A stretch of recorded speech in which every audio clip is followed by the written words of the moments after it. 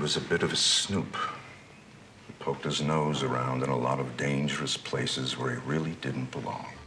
Welcome to Watch Mojo, and today we're looking at some of the U.S. government's most infamous assassination attempts. Gaddafi was a dashing figure who quickly created a cult of personality, dressed in flashy outfits that bordered on costume.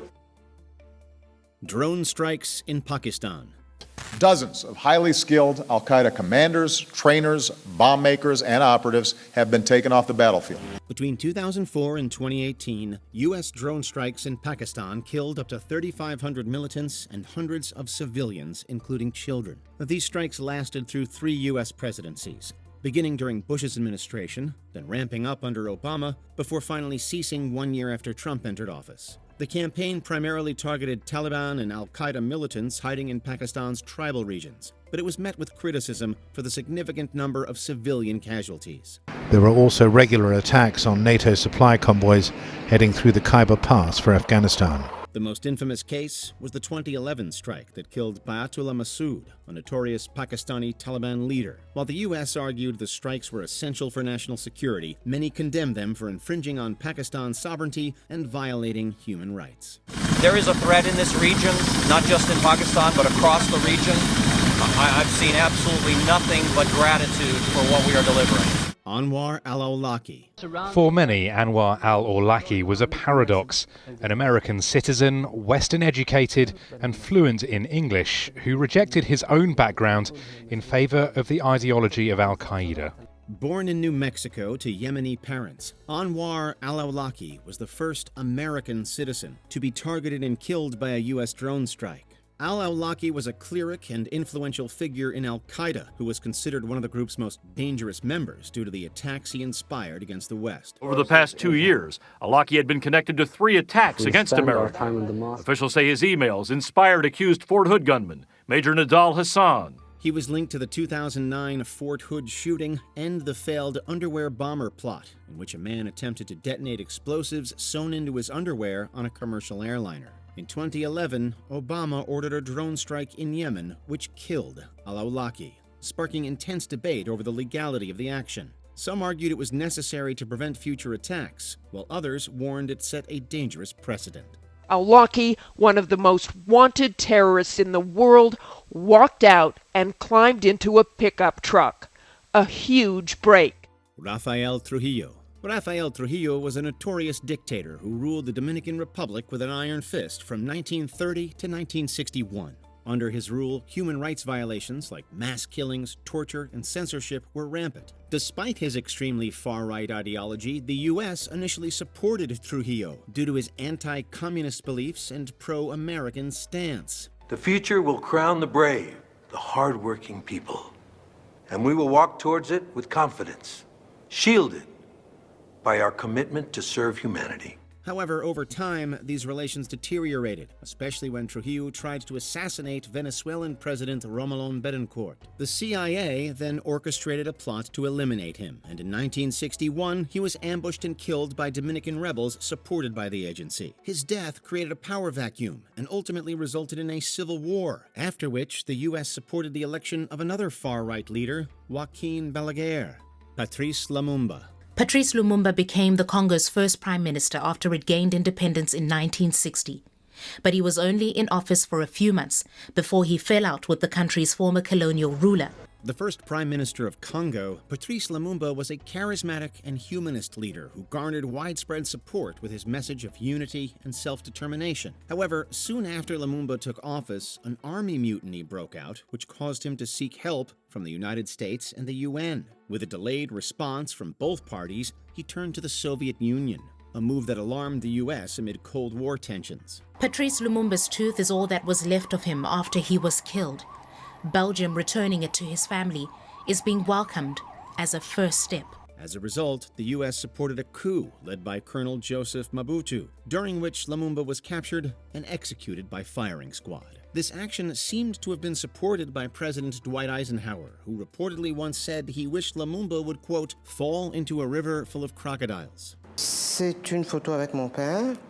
D'ailleurs, dans cette maison, vous voyez, on était, si vous regardez bien, c'était par là, mon père me porte. Salvador Allende. All resistance inside La Moneda was now at an end. The prisoners were forced out into the street, where firing continued between soldiers and the snipers in the Ministry of Public Works. In 1970, Salvador Allende became the first democratically elected Marxist president of Chile. However, his election was vehemently opposed by Richard Nixon, who viewed Allende as a threat to U.S. interests in South America. Under Nixon's administration, the CIA authorized Project Fubelt, a covert operation aimed at destabilizing Chile and removing Allende from power. By 1973, these efforts culminated in U.S.-backed military officials storming the presidential palace to overthrow him. Allende refused to resign and delivered a final radio address emphasizing his commitment to democracy. His dead body was pulled out from the National Palace during a U.S.-backed military coup that helped define the Cold War. It is believed that he then ended his life with his own rifle, although many still dispute this ruling. Following the coup, Chile fell under a repressive military dictatorship that lasted until 1990.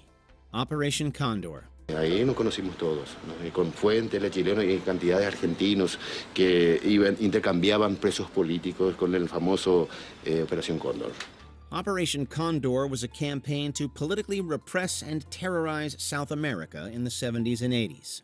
It began in 1975 and involved the collaboration of numerous right-wing dictatorships, including Argentina, Chile, Bolivia, Brazil, and Paraguay. These governments collaborated closely, shared intelligence that enabled cross-border kidnappings, torture, and executions of suspected opponents. America provided significant financial support, and it resulted in the disappearance of thousands. You suggested that there might be some kind of American police assistance program down here? I'd like you to know that nothing of that sort exists in this country. It remains one of the most severe violations of human rights in history, with an estimated 60 to 80,000 people killed or vanished. Its legacy still haunts those nations today, and it stands as a frightening example of the lengths the U.S. went to suppress left-wing dissent. Many of these military regimes had negotiated their own way out of power.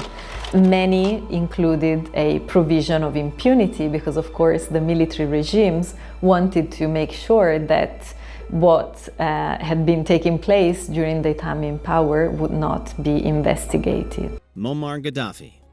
لا المو اولا يعني انا ال 40 سنه هي ما نحكمش مانيش في السلطه يعني السلطه للشعب ما فيش حاجه بياخذوها مني او بيزيدوها Muammar Gaddafi was a controversial dictator who ruled Libya from 1969 until 2011. He came into power in a coup which overthrew the previous king and established an authoritarian regime featuring a unique blend of socialism and Arab nationalism.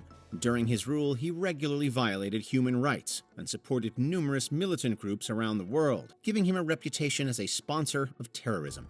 In 2011, the Arab Spring sparked widespread uprisings across the region, including Libya, where it resulted in Gaddafi's government being overthrown. He created an insular world that he ruled with an iron fist. As you drove through the streets of Tripoli, the capital, his image was everywhere, and he loomed large within even his own family. The unrest soon escalated into a civil war, which NATO promptly intervened in. Backed by the US and NATO, Libyan rebels ultimately captured and killed Gaddafi in October 2011. The president also delighted. Most importantly, I'm proud of what the Libyan people have achieved, and I think they've got an enormous opportunity ahead of them. Ngo Dinh Diem.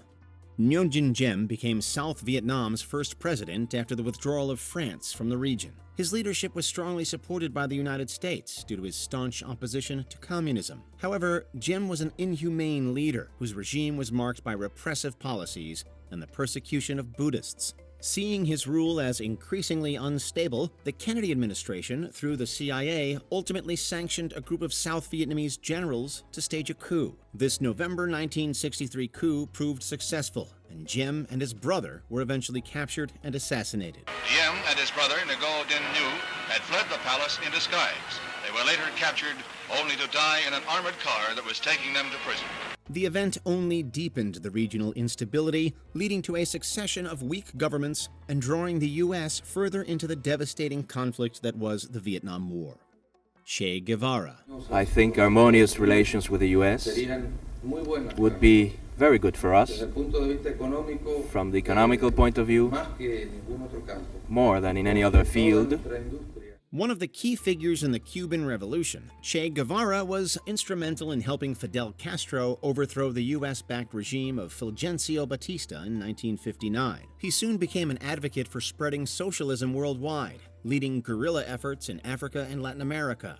After getting involved in the Congo crisis, Guevara moved to Bolivia to ignite a rebellion against the government, but he struggled to gain local support. His insurgency was soon cornered by the Bolivian army, with support from the CIA, which sought to curb communist influence in Latin America. In October 1967, Guevara was captured and executed under orders from the Bolivian government with CIA approval. His death turned him into a martyr for revolutionary causes worldwide. Before we continue, be sure to subscribe to our channel and ring the bell to get notified about our latest videos.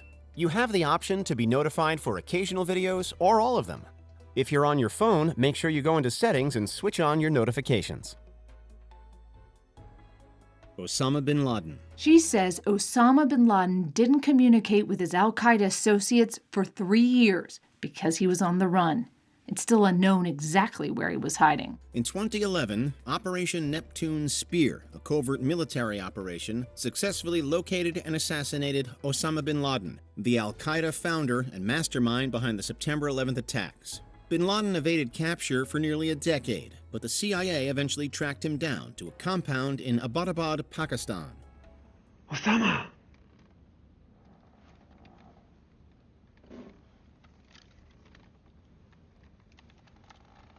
Osama! Acting on this intelligence, President Obama dispatched a team of Navy SEALs to infiltrate the compound under the cover of night. Bin Laden was killed in the raid, his identity confirmed, and his body later buried at sea to prevent any grave from becoming a symbol. Although the legal and ethical aspects of the killing remain controversial, it was a major victory for the U.S., ending the reign of the world's most notorious terrorist.